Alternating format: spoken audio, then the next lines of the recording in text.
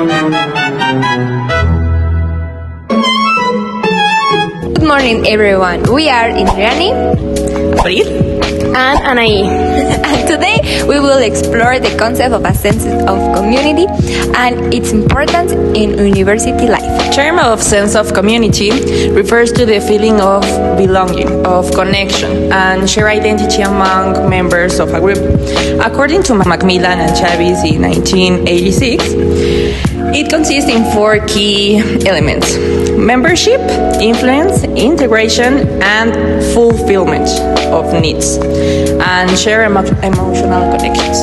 In the university context, this idea goes beyond simply studying in the same place, but it's about feeling that one is part of something meaningful, a network of people who share academic goals, value, and experience. A strong sense of community can deeply influence students' motivation, engagement, and also well-being. When students feel connected, they are more likely to participate actively in class, collaborate with peers, and persevere through academic challenges.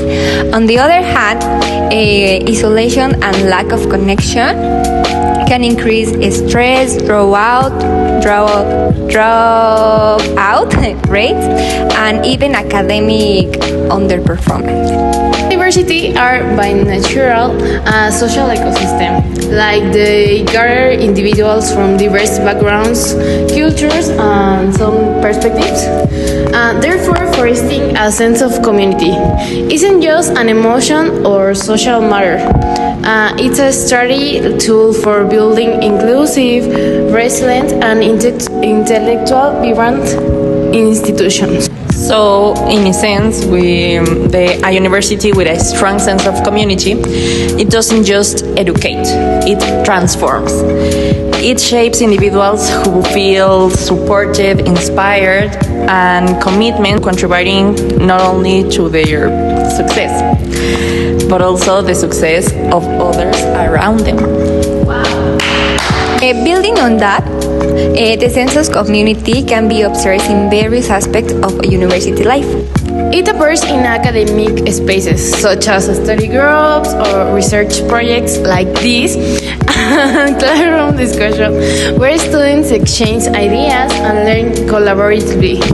It's also present in social and extracurricular activities like clubs, volunteering, cultural events, and a student organization that allow people to connect beyond academics. For example, think about the first year of a student joining a mentorship program.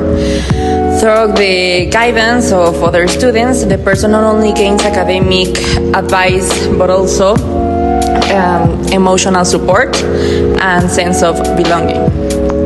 These micro-interactions create bonds that make the university experience more human and less intimidating. Furthermore, digital platforms have extended this sense of community. Online groups, academic networks, and even shared study documents create new ways of staying connected, especially after the pandemic. Virtual communities became essential for maintaining relationships and collaboration among students. However, what truly makes these communities powerful is the diversity. A university is a microcosm of society that it brings together people with different ideas, cultures, and beliefs. This diversity enriches discussions, challenges stereotypes, and helps individuals grow personally and professionally. Ultimately, every event, project, or conversation contributes to that invisible yet tangible feeling of being part of something bigger. That's the base of the sense of community in the university life. But it's important maintaining a sense of community in universities is not always easy. Large campuses, competitive environments, and heavy workloads can sometimes make students feel enamored or disconnected. Some may struggle to find their place, especially international students or those balancing work and study. To address this, universities must actively cultivate connections. Initiatives like peer mentoring or inclusive spaces or student-led projects and open communication channels can make a real difference. Professors also play a crucial role by encouraging participation, collaboration, and respect in their classrooms, the strength of this sense of belonging. Technology can be both a bridge and a barrier. While it allows constant communication, it can also promote isolation if interactions become superficial. Therefore, it's important to find a balance using technology to enhance real human connections, not replace it.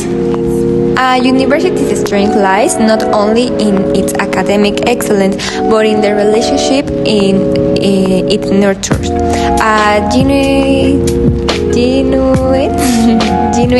sense of community makes education more meaningful and life-challenging.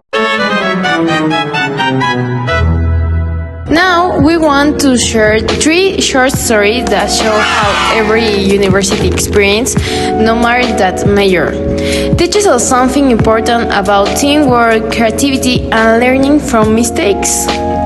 Each story comes from a different field: interior design, architecture, and international business. They're fun, a little chaotic, and very real, because sometimes the best lessons don't come from books, but from what goes wrong. So let's start with our first story from the world of interior design, where creativity met disaster and something value came out of it. When I started my first semester in interior design, I was full of ideas. I imagined creating beautiful spaces, modern, elegant, artistic. I watched too many Pinterest videos, I think. Then came our first big assignment, residing a small room using recycled materials. It sounds fun, I said to myself. Easy.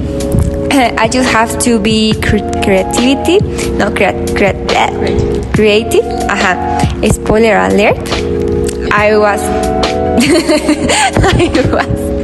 creative in all wrong ways. First, I decided the main color of the room should be orange. No, not soft orange. No, neon orange. I wanted it to look warm and energetic, but when I finished painting, it looked like a giant traffic cone. My classmates walking in and said, "Wow, it's very bright." That's design student language for it hurts my eyes. Then the furniture. I made a chair out of plastic bottles and old magazines. It looked artistic until my friends sat on it. The chair collapsed and the magazines flew everywhere like confetti.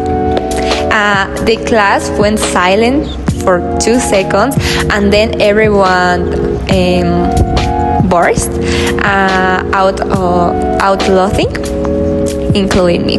At that moment, I wanted to disappear, but my professor just smiled and said, "Well, it's what creativity looks like. Beautiful chaos." After that day, I stopped trying to make everything perfect. Design isn't about perfection. It's about process, about experimenting, falling, and learning. And now, when I look back, that disaster was one of my favorite moments. It taught me that real creativity comes from mistakes, laughter, and bright orange walls that you will never use again. So yes, my first project was a mess, but it was my mess. That's what made it meaningful. Well, now my history in architecture. Well, in architecture it teaches you how to build things, but mostly how to survive in teamwork. In one of my class, we had to design a model of sustainable house. It was a group project with 4 people, and I thought, perfect, we'll share ideas, divide the work, and make something amazing. Really to say, good luck with that. From the first meeting, it was chaos. One teammate said, don't worry, I will do sketches. They never did. Another one said, I will make the 3D model. They disappeared. The last one just keeps sending memes in the group chat like, we got this, but we didn't. After a week, I realized I was completely alone. I stayed up late building the house model by myself, cutting cardboard, gluing pieces, almost crying because the roof wouldn't stay in place. I started taking to the model like it was a real person. Come on, don't fall apart. You are the only teammate I have left. Finally, presentation day arrived. I was exhausted but proud. My model was standing strong. Then my team appeared 5 minutes before the class. They smiled and said, we're so excited to show our project. I just started our project. Really? I was one coffee away from becoming an architect and a criminal at the same time.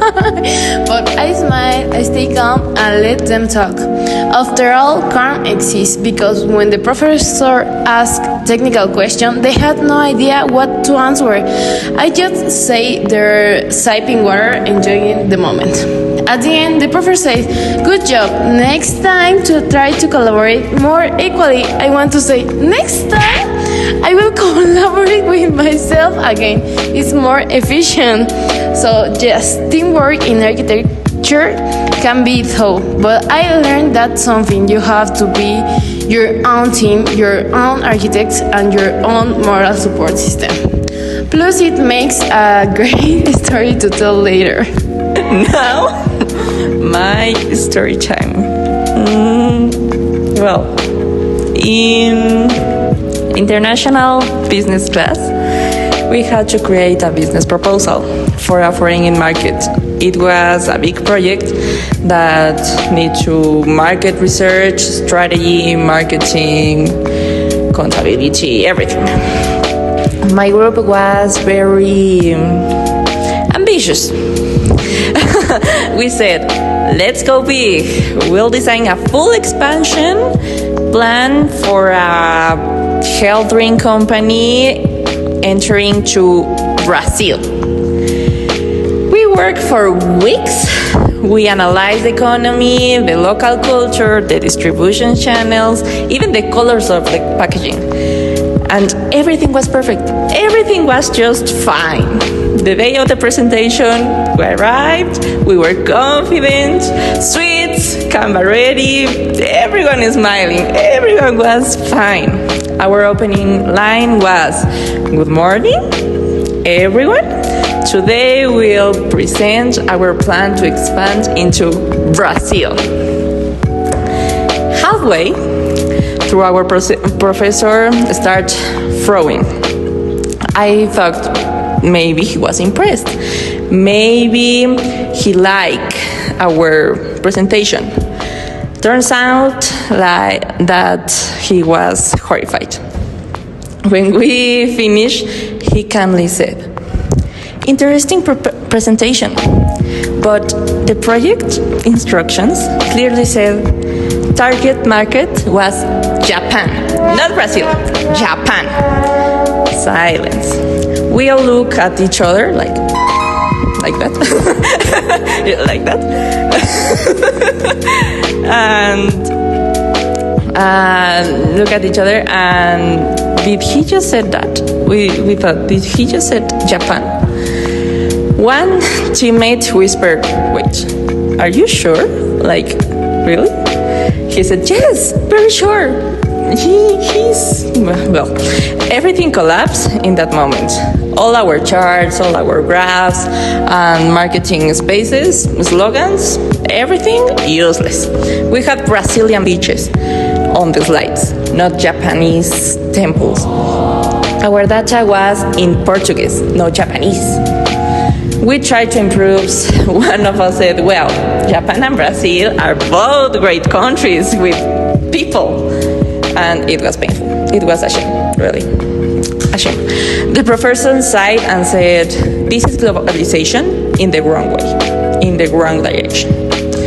When we walk out, I want to laugh and scream at the same time. And weeks of work, late nights, group meetings, my food, my coffee, all for a wrong country. I was mad, but I learned a hard truth about business. You can have the best plan, but if you ignore the details, everything fall apart. Everything. So now, every time I start a project, I triple check 4 or 5 times the country, the information, the instructions, and the lesson was learned the hard and funny way. Yeah, yeah, that's my story. That's so sad. So, would you say that community is more about emotional connections or shared goals? Well, I think it's both. Shared goals create directions, but emotional connection gives motivation. Without one, the other loses power. I totally agree, and maybe that's the challenge for the university today, to make learning not only a personal achievement but a collective experience. Because in the end of education, it's not just about knowledge, it's about belonging. After hearing these 3 stories, we can all agree on one thing. University life is not perfect, but it's definitely unforgettable. From the creative disaster in interior design, we learn that mistakes are part of the process. They make us grow and loud at the same time. From the ghosting in architecture, we saw that the teamwork can be frustrating, but it also builds independence and resilience. And from the international business that gone wrong, we learned that details matter. And sometimes even failure can be funny if you take it with the right attitude. In the end, every problem, every broken chair, every sleepless night teaches us something valuable. Because learning isn't just about success. It's about the experience that shape who we become. One mistake, One love. And one story at a time. Thank you. Bye-bye.